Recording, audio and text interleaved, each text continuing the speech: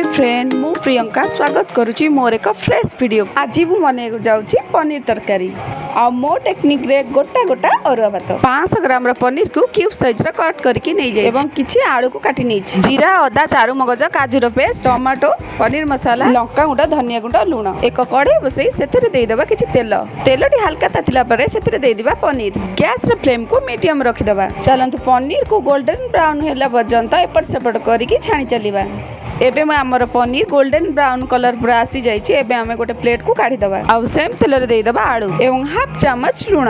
एठी मोर आलूटी अधा सिझी जाइए आ देखंतु केते बढ़िया कलर आसी जाइए पूरा गोल्डन ब्राउन। एबे आमे आको गोटे जगह काढ़ी दबा। एबे सेही तेल रे देई दबा चीनी कलर पई किछि टमाटो तेजपत्र टमाटो सिझिया पई किछि लुण आतिक रखिया मसला आ सब पाउडर मसाला एयाको भलो भाबरे मिक्स कर दबा।